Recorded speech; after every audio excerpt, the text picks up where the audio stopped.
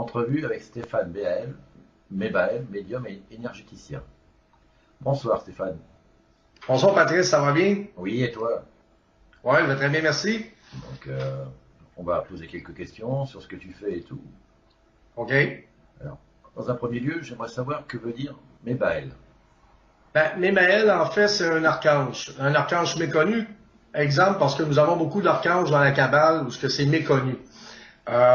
C'est-à-dire qu'en réalité, nous connaissons tous les archanges sur leur nom propre, les plus populaires, qui est Gabriel, Raphaël, Michael, alors qu'en réalité, il y en a beaucoup plus que ça.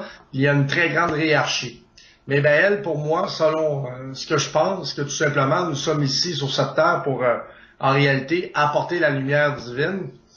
C'est dans un sens. Alors, exemple, tu peux avoir l'esprit de Raphaël ou l'esprit de Gabriel.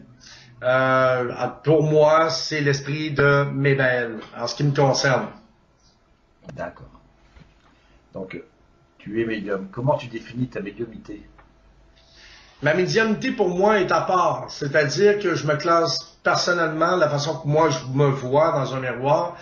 Ma médiumnité est plus basée sur la croissance personnelle et aider à l'épanouissement d'une personne, c'est-à-dire un messager. C'est-à-dire qu'un exemple, quand quelqu'un vient me consulter, c'est pas seulement pour une question et c'est pas une question en général. C'est-à-dire que j'envoie le message qu'on me dit d'envoyer et c'est basé sur, à quelque part, sur toute une vie ou des blocages mentaux ou autres en réalité à aider la personne à avancer dans sa vie. Parfois, des fois, il y a de la voyance quand c'est les guides ou bien l'archange, ou bien tout simplement, je vais dire la source pour faire neutre, parce que bon, le créateur, pour moi, c'est la source divine.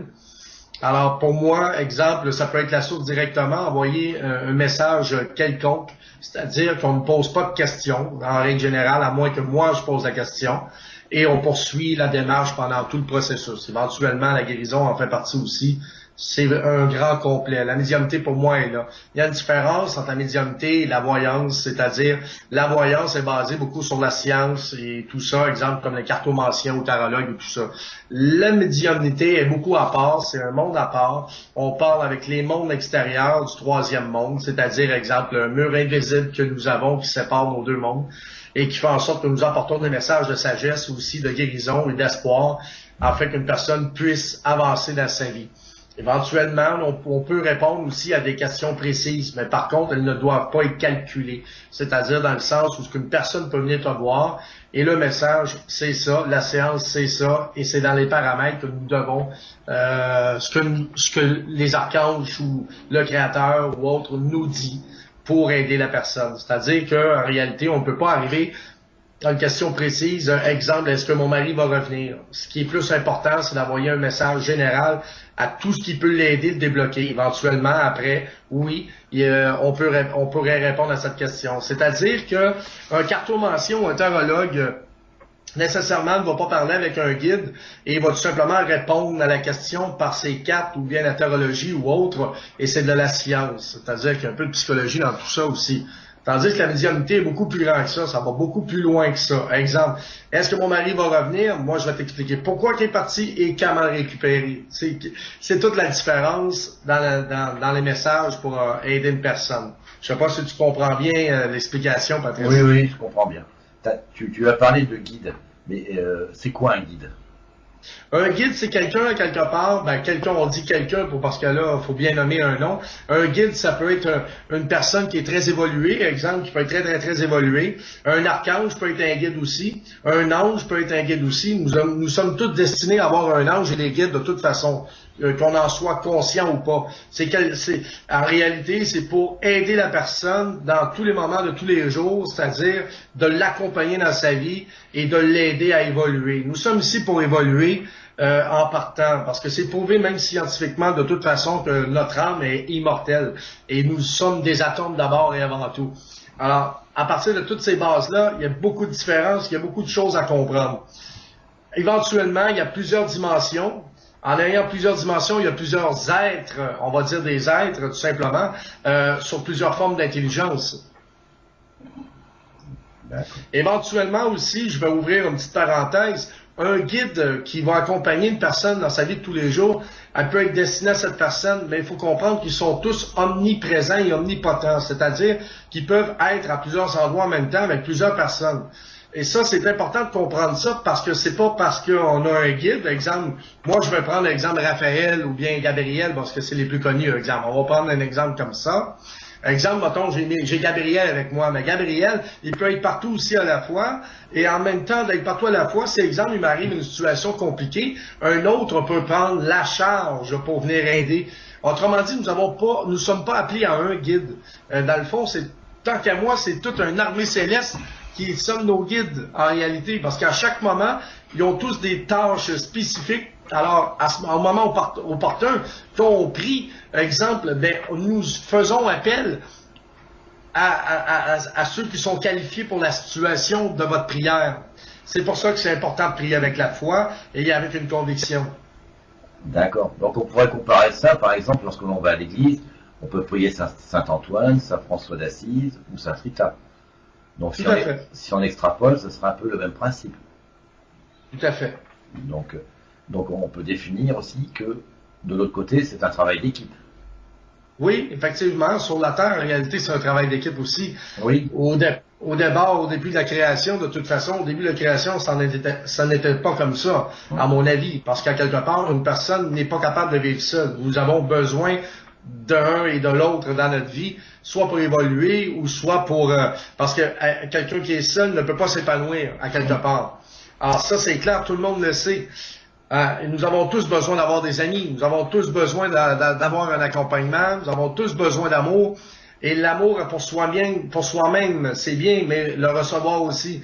Alors, quelque part, la vie est une communion, est une union, hein, et éventuellement, c'est tout ça, même si nous gardons notre propre pensée unique, c'est-à-dire notre propre pensée propre, notre propre énergie propre, nous sommes quand même dans une pensée collective.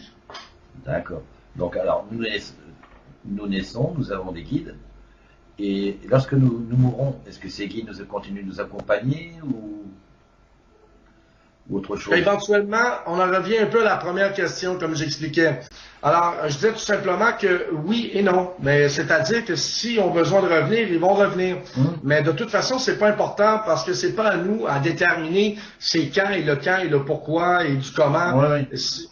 Alors, pour moi, c'est une question qui est un peu futile, dans un sens où c'est pas très important pour la simple et unique raison qu'écoute, même si un guide qui t'a accompagné pendant un certain temps, exemple, ça pourrait être une grand-mère qui a évolué, ou un être de lumière, ou un guerrier de lumière, ou peu importe, exemple, on pourrait prendre plein d'exemples, ben, à quelque part, c'est à leur bon besoin de savoir, de connaître tes besoins, à quelque part, quand il vient le temps de partir et revenir. Alors, si j'ai posé cette question, c'est par rapport aux personnes qui décèdent et ceux qui restent pour qu'ils fassent leur deuil. Parce que vous avez quand même une part à jouer, vous, médium. Tout à fait. La question est très bonne. Là, si nous descendons un peu de niveau, c'est-à-dire de vibration, en quelque part, par exemple, on prend un médium spirit, que lui fait juste du spiritisme, c'est-à-dire qui communique seulement avec les esprits ou les personnes décédées. Bien, oui, la personne qui est décédée peut être un guide, mais parfois peut partir parce qu'elle doit évoluer et changer de forme. C'est-à-dire, elle peut devenir un ange, elle peut devenir une mission qui va lui être accordée. Tout va dépendre de la personne décédée, ce qu'elle veut faire, ou peu importe, parce qu'il y a toujours un libre arbitre aussi, même quand on est mort quelque part. Alors, c'est sûr que d'autres vont décider de se manifester et d'autres, ils vont faire ça peut-être plus subtilement. Encore une fois, mais parfois, assez souvent, quand une personne est décédée, pendant une période de 5 ans, elle peut le rester attaché un peu à la terre et de vouloir aider avant de partir. Et c'est pour ça que c'est important le pardon, et c'est important de parler à vos personnes proches décédées, parce que même si vous les entendez pas, eux, ils vous entendent. Et parfois, il s'agit tout simplement d'une belle parole, et vous lui permettez de se libérer. Nous sommes tous appelés à être passeurs, dans un sens, et vous pouvez lui permettre de se libérer et pouvoir évoluer aussi. Il faut aussi que l'être humain, quand, par exemple, une personne proche qui est décédée, il faut qu'il soit capable, à quelque part aussi, à un moment donné, d'en faire un deuil pour aider aussi la personne. Parfois, les personnes qui sont décédées vont partir et ils vont totalement revenir. Et là, ils vont revenir parce que leur mission était vraiment de vous aider. Ça pourrait être un exemple aussi. Ce que je vais essayer d'expliquer, c'est qu'à quelque part, Ils peuvent partir comme revenir. Tout dépend de ce qu'on lui a demandé ou tout dépend de l'évolution. Parce que même dans l'autre monde, on évolue aussi. Ouais, vous avez employé le mot vibration. Le taux vibratoire, c'est quoi? Le taux vibratoire, c'est aussi l'énergie. La vibration et l'énergie, pour moi, ils font un. C'est-à-dire qu'à quelque part, tout fonctionne avec l'humeur et l'état d'esprit. Par exemple, quand nous parlons d'un aura, l'aura peut changer selon vos humeurs. Ça ne veut pas dire nécessairement que si vous avez une aura qui est différente aujourd'hui, exemple, c'est nécessairement un signe de maladie. Par contre, si je vois que vous êtes de mauvaise humeur, exemple, l'énergie va être différente et la vibration va être différente. C'est comme quand on écoute de la musique en réalité. Éventuellement, j'explique ça simplistement pour la simple et unique raison que c'est pas tout le monde qui peut comprendre la profondeur en réalité de c'est quoi une vibration. Une vibration, exemple comme la Terre en ce moment, il y a une certaine époque, la Terre elle émet elle-même des ondes vibratoires de 440 GHz.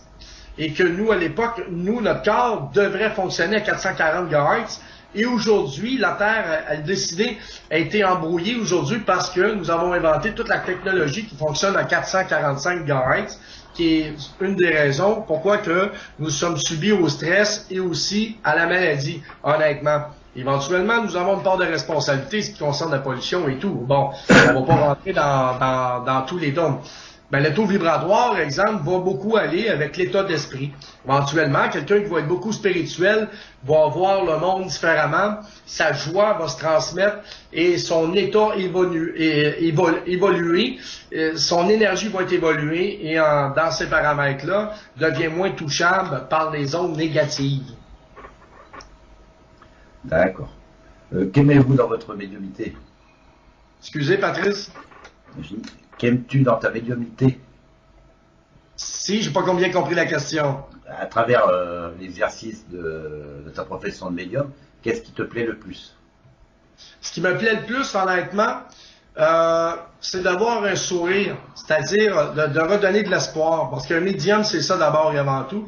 C'est redonner de l'espoir et c'est être un enseignant aussi. Parce qu'un médium, c'est un enseignant. Assez souvent, quand je vais enseigner quelque chose, souvent, je vais m'enseigner moi-même dans cette séance. C'est ce que je trouve extraordinaire. Et ce que j'aime, c'est vraiment aider les personnes quand je vois que je réussis à les débloquer pour qu'il y ait un avancement. Exemple, ceux qui vont avoir manque de confiance en soi, ce genre de situation problématique aujourd'hui, pour moi, et de faire les conférences pour donner de l'information. Autrement dit, là, j'aime l'enseignement. J'aime l'enseignement, je m'avance beaucoup dans l'enseignement spirituel et aussi ce qui compte. C'est une des raisons pourquoi je fais des conférences aussi. J'adore ça, pour la simple et unique raison qu'on voit les personnes changer leur regard face à tout ce qui est mystique et face au regard envers le monde qui se trouve totalement différent. Et à ce moment-là, c'est ce moment-là que j'apprécie, c'est le plus beau cadeau. Oui. Et le plus douloureux dans ta profession, c'est quoi? Le plus douloureux, il faut beaucoup s'entretenir et le jugement aussi.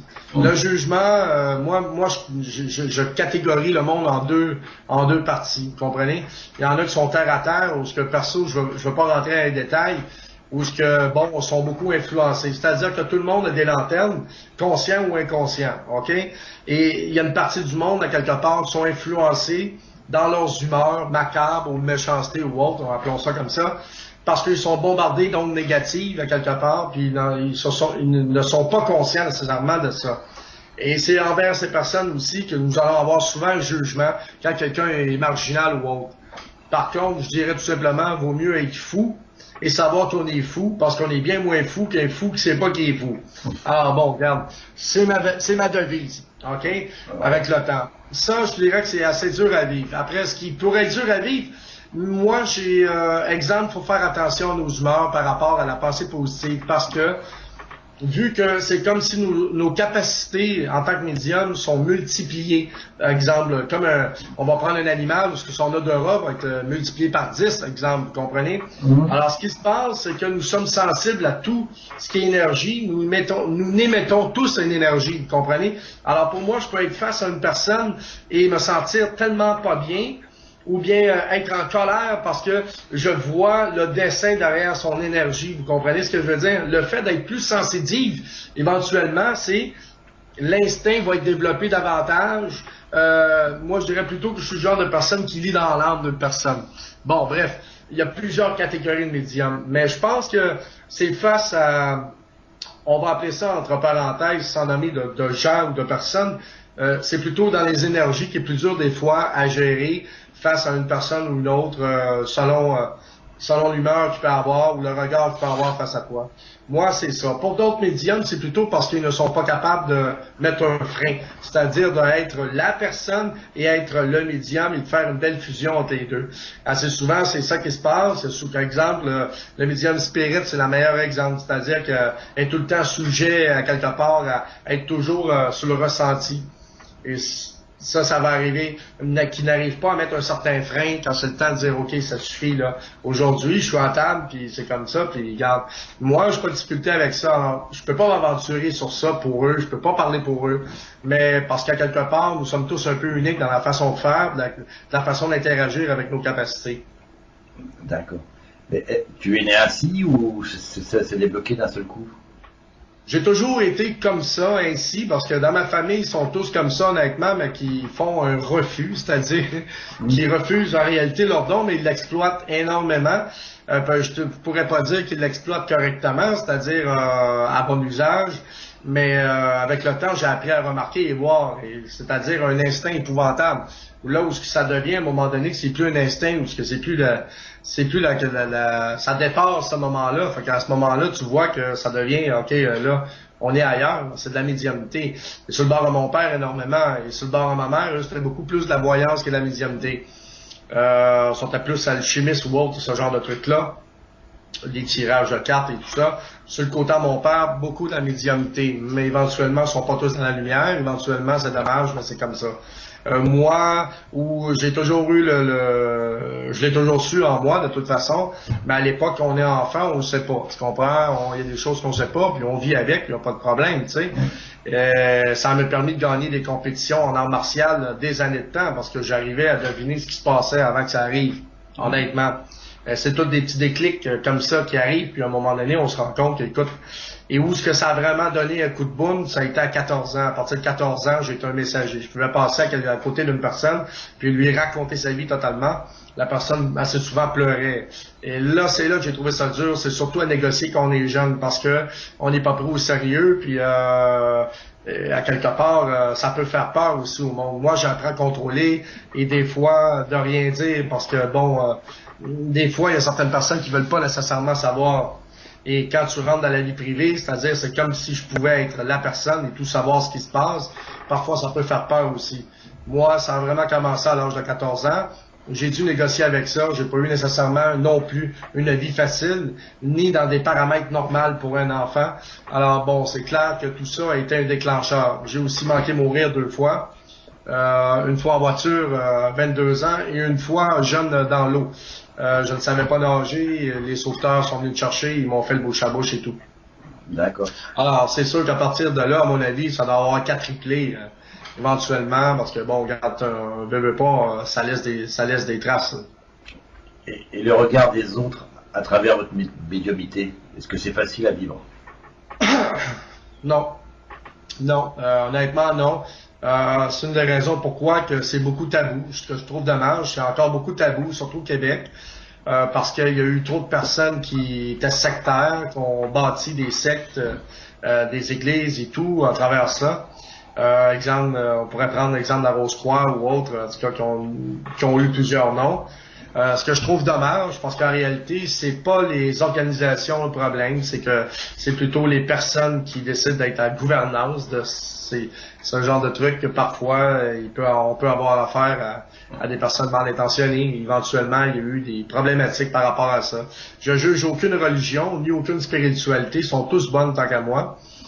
Par contre, quand quelqu'un, c'est comme un peu comme les élections, hein. Le peuple choisit, on fait une élection, ils ont fait des choix, et là, ils ont fait une élection, exemple, je sais pas, ils ont fait une élection que c'est tel pasteur, ou bien, exemple, cette personne qui va gouverner, exemple, cette organisation-là, et cette mauvaise personne-là est peut-être pas bien intentionnée. Et par contre, il peut y avoir une autre élection où ça va être tout à fait différent. Vous comprenez ce que je veux dire? Alors, le problème n'est pas les religions, n'est pas les organisations, mais plutôt l'interprétation de ceux qui sont en pouvoir, de comment ils interagissent avec ça, et s'ils sont bien intentionnés ou pas. Alors, je rouvre une petite parenthèse parce que je pourrais faire une conférence sur ça, Patrice. Mais je veux juste dire tout simplement que en réalité, regarde, pour moi, tout est vrai et tout est faux. C'est-à-dire, ce qui est important, c'est de savoir ce que toi, à l'intérieur de toi, te parle. Il faut bien comprendre que depuis des siècles, nous avons perdu de l'information et pendant ces siècles-là, nous devons rassembler toutes les puzzles pour en faire un casse-tête. Alors, c'est un peu ça, quelque part. C'est-à-dire que tout le monde a une partie de raison, ils devraient, dans ce qu'ils disent. C'est à nous de démystifier tout ça et il faut savoir aussi que la spiritualité est une démarche personnelle, une évolution personnelle. La vie est un partage, non une imposition d'idées, non une imposition de quoi que ce soit, mais d'un partage. Puis de partager puis imposer, pour moi, c'est complètement deux choses différentes. Alors, éventuellement, pour revenir à ta question, aujourd'hui, c'est beaucoup tabou quand on parle de médium, quand on parle de coach, quand on parle de mentor, c'est vu comme une secte, alors qu'en réalité, c'est vraiment pas tout à fait ça, mais vraiment pas du tout. C'est juste qu'écoutez, moi, je pense que c'est comme si vous allez voir un psychologue ou peu importe, c'est un exemple que je donne. Je suis loin, je suis pas un psychologue, mais je donne un exemple pour que les personnes comprennent la vidéo. Où on peut avoir des bons psychologues et des mauvais psychologues. Allez, oui. D'accord, Patrice? Tout à fait. Alors, à quelque part, c'est un peu ça. Mais j'aimerais casser cette glace. Parce qu'à quelque part, je pense que nous avons notre place pour aider à la société. Aujourd'hui, ça commence à avancer, ce qui concerne les énergies, les soins énergétiques, par exemple l'acupuncture et tout ça, qui étaient toutes des médecines qui n'étaient pas aujourd'hui pris en considération. Aujourd'hui, on évolue, ça commence à porter son effet. Il faut comprendre que nous avons le pouvoir de se rendre malade et nous avons aussi le pouvoir de guérir. Et ce qui est important, c'est, je vous dirais, la philosophie d'Einstein, c'est pas exemple, c'est pas la théorie, c'est plutôt exemple la pratique. Pourquoi? Parce que la théorie, tout le monde sait, mais personne ne comprend pourquoi ça fonctionne pas. Tandis que la pratique, c'est qu'on sait pas pourquoi, mais tout le monde sait que ça fonctionne. OK? Alors, moi, je suis plutôt dans cette optique-là. D'accord. Je veux dire, quand tu exerces, tu veux parler, tu les perçois comment? Est-ce que c'est une personne qui est en face de toi, comme si c'était quelqu'un vivant, ou c'est des images dans ta tête? Ça dépend encore une fois, excusez, ça dépend encore une fois, parce qu'il peut y avoir des médiums, eux, que, exemple, on va prendre le médium auditif. Le médium auditif, il peut entendre la voix qui chuchote dans l'oreille, comme d'autres, mais moi, par contre, tout se passe dans ma tête. Les images se passent dans ma tête aussi. C'est comme, tout se passe là, c'est comme c'est une vision qui passe dans mes yeux. Parfois, quand je me déplace, je réussis à me déplacer, parce que je suis quand même astralement fort. Mais par contre, des fois, c'est comme si j'avais une double vue, c'est bizarre. Comme si j'avais du sable dans mes yeux. Et là, c'est comme si j'ai une double vue. Je peux voir directement chez toi les meubles, ce genre de trucs. Des fois, ça arrive. Dans ces moments-là, c'est très fort. D'accord. Moi, tout se passe entre les deux oreilles. Ok. Tu as parlé de spiritualité, tout ça. On a parlé un peu des tendances sectaires aussi. C'est quoi la spiritualité pour toi? La spiritualité, pour moi, honnêtement, comme j'expliquais, il faut comprendre que la spiritualité, pour moi, c'est un choix que tu fais en ce que tu crois et être bien intérieurement et d'évoluer à travers ça et devenir une meilleure personne. Le but de toute spiritualité, de toute façon, peu importe, qu'elle soit religion ou autre, le but de ces créations, de toute façon, sont pour le bien-être d'une personne afin qu'elle devienne une personne meilleure. Ce qui est principal, encore une fois, c'est le résultat. Moi, je dis tout simplement qu'on est responsable de nos actions. Nous savons des actions, nos pensées, après nos pensées, il y a des actions. Vous comprenez? On juge une personne à ses actions, non nécessairement à sa pensée. Parce que les deux sont indissociables. Ce que je veux dire, c'est que pour moi, la spiritualité a une grande importance dans ma vie. Pourquoi? Parce que, regarde, écoute, ça amène à être une meilleure personne et ça amène beaucoup de bienfaits aussi. Ça peut être un antidépresseur, ça peut être plein de choses que je pourrais dire. Mais encore là, on ferait plus une interview, on ferait une émission de 4 heures. Mais par contre, la spiritualité, elle a sa place, honnêtement. Et pour moi, je trouve qu'elle est très importante. C'est dommage aujourd'hui qu'elle est beaucoup délaissée parce que, justement, quand elle était là, il y avait des mauvais côtés, c'est clair, mais il y avait quand même des bons côtés. C'est juste dommage que on n'a pas pu rectifier le tir, c'est-à-dire à quelque part et de régler les soucis ou de certaines polygamies qui s'est passé. OK? Bon, pour moi, la spiritualité, pour faire simple, une évolution spirituelle à devenir une personne meilleure. D'accord. Nous sommes en 2015, on sait qu'il y a une sorte de crise mondiale, un mal-être mondial. À quoi sert la médiumnité à cette époque, justement? À cette époque, comme je te dirais, c'est du cas par cas. C'est juste dommage que nous n'arrivons pas à aller chercher en masse, c'est-à-dire en masse de la population. Le problème, c'est que la population est énorme, alors c'est bien dur face à ça. Mais la médiumnité peut avoir son importance parce que la médiumnité, en réalité, est un messager de paix ou autre. Moi, personnellement, même le premier ministre, tant qu'à moi, devrait consulter. Peut-être pas un tarologue, mais médium, devrait consulter.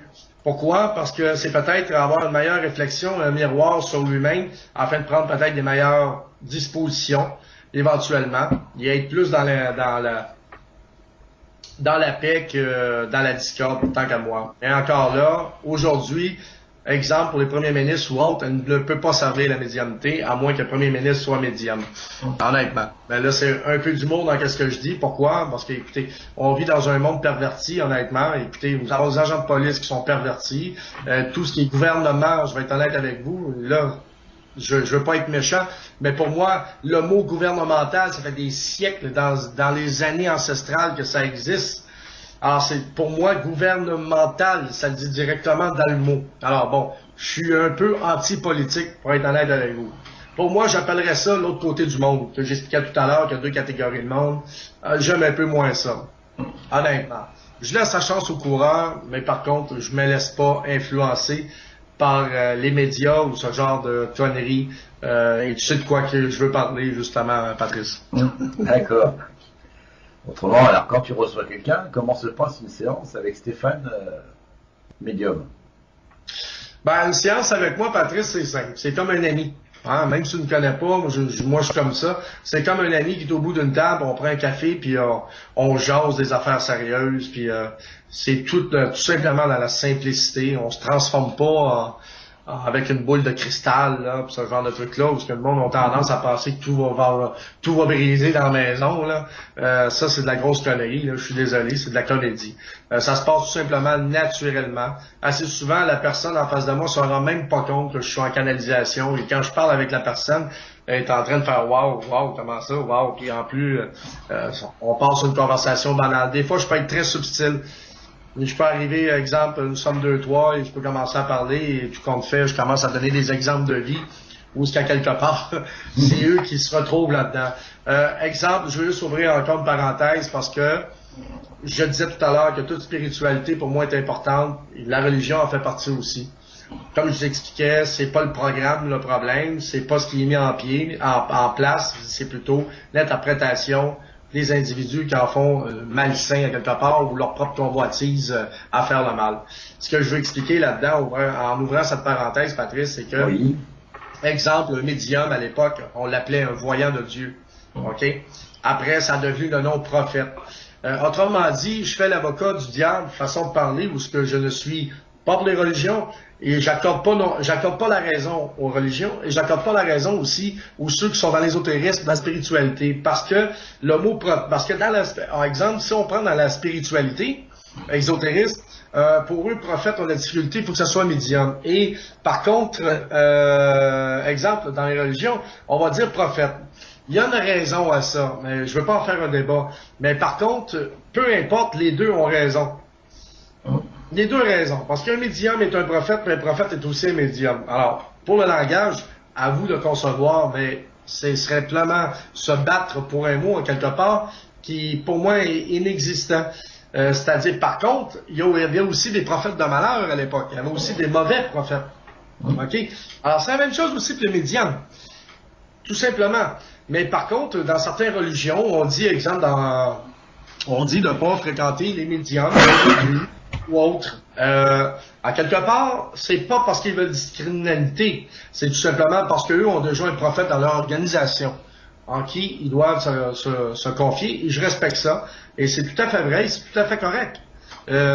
Pour moi, encore une fois, la religion, la spiritualité est une relation personnelle avec son créateur, point final.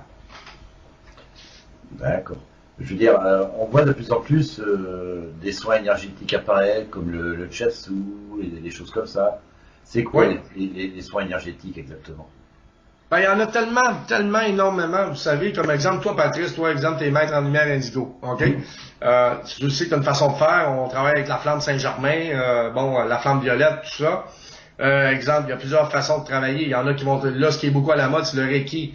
Ce que je trouve dommage dans le Reiki, c'est que tout le monde peut suivre le diplôme très facilement, même sur Internet, et ça ne fait pas de toi quelque part. Pour moi, là, quelqu'un qui guérit, ça doit déjà être un don en toi. Et tous les médiums sont appelés à être des guérisseurs aussi. Peu importe un guérisseur de la parole ou peu importe un guérisseur énergétique. D'abord et avant tout.